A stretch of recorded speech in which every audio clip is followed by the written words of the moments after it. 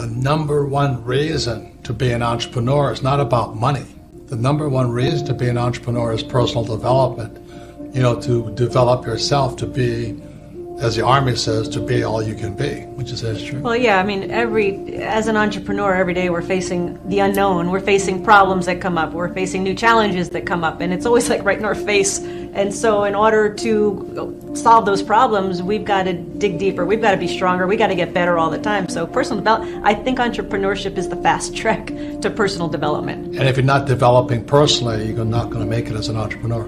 Let me put it to you in dollar and cents. There's a lot of people who can't make $1,000. And the reason they can't make $1,000 is because mentally, emotionally, spiritually, and physically, they're not capable of making $1,000, whatever the case is. So Kim and I today are in the multi-millions of dollars in making money. But we wouldn't have gotten there because one time we were having trouble at $1,000. So every time we had a problem, we had to get bigger than the problem. For many people out there with $1,000 problem, they're not going to solve the problem until they personally develop themselves mentally, emotionally, spiritually, and physically to be bigger than $1,000 problem. Right, and I would say, we've been doing personal development forever. Yes. I mean, I remember my very first book when I was 18 years old. I was doing Silva Mind Control, and I was reading Psycho-Cybernetics by Wayne Dyer when I was in college. So we've always been doing that, studying. When we have when we have an upset between us, we have a rule that if the upset lasts more than 45 minutes, we go seek counseling. We have help. Professional people that work with us individually, because a lot of times when there's an issue that comes up, we can't solve it.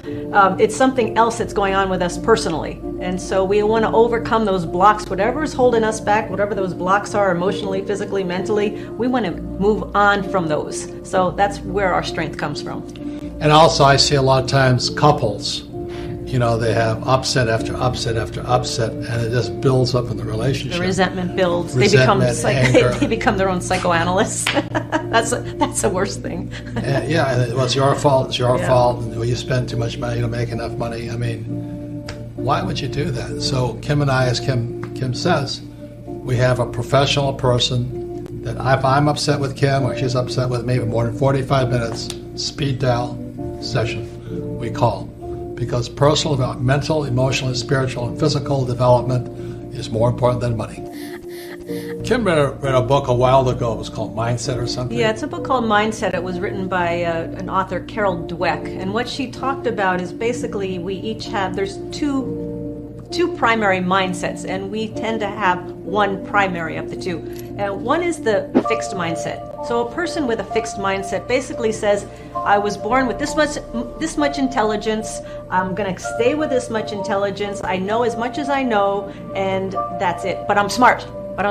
And the fixed mindset has a hard time learning. They have a hard time growing because they already think they know all the answers. There's something else a fixed mindset does. They want to make sure that you don't grow, because they want to make sure that you don't get past them.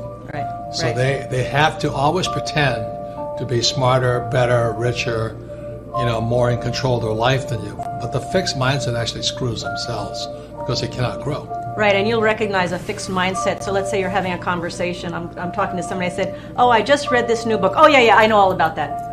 Okay. Oh, I'm studying this new marketing concept. Oh, I've already done that. How about the guy we talked to yesterday? Yeah, he said, I like your advice, but I think I already know the answers. I'm like, why are you asking? So the fixed mindset, really, they don't take on new challenges, but the other mindset is called the growth mindset, and that's what we're all about, and that's what you need to be an entrepreneur. So a growth mindset, they always think they can get better. They always think they can grow. They love new challenges. They love new ideas and problem solving. And I'll give you one quick example.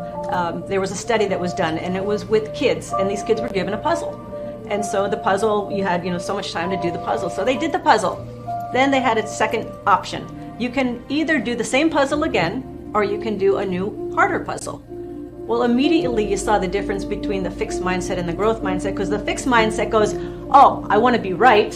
I want to get the right answer, so I'm going to do the same puzzle again. The growth mindset goes, why in the world would you do the same puzzle again? Give me the harder one. I want to learn. I want to grow. So that's a very quick example of the difference. As an entrepreneur, you really have got to have that growth mindset. There's 4 types of mindsets. One mindset is I must win. Another mindset is I must be right. Another mindset is I must be liked. And the other mindset is I must be comfortable. So the people who must be liked and the people who must be comfortable will probably never make it as entrepreneurs, simply because, we hear it all the time. Oh, I don't really want to be rich. I just want to be comfortable. I want to be with all my friends, have them like me. Well, they should not be entrepreneurs. They should be employees. Okay. What about I must? And I must win, right? I think we're both I must win. We're pretty competitive. The I must be rights, they're somewhat too of a fixed mindset. Because they've got to be right. Now, I don't care if I'm right as long as I win. Yeah. I don't break the law, but I want to win. So going back to what we might recommend for personal growth, the number one is we're always learning, we're always studying. We do book studies together. We read personal development books. We're always looking for ways to improve ourselves. And now we have just recently, Robert was introduced to a new book, and we both read it. And 2 new books. Yeah, so You've only read one. I'm reading the other one. I must win. You must be right. You must be right. But the reason I read and study is because I like to win. Anything gives me a chance to win. An advantage, an edge. I don't have much. I have a huge ego, but I have a worse ego if I'm not winning. And a lot of people have huge egos, but they can't admit, well, I have some flaws and I need to learn something new.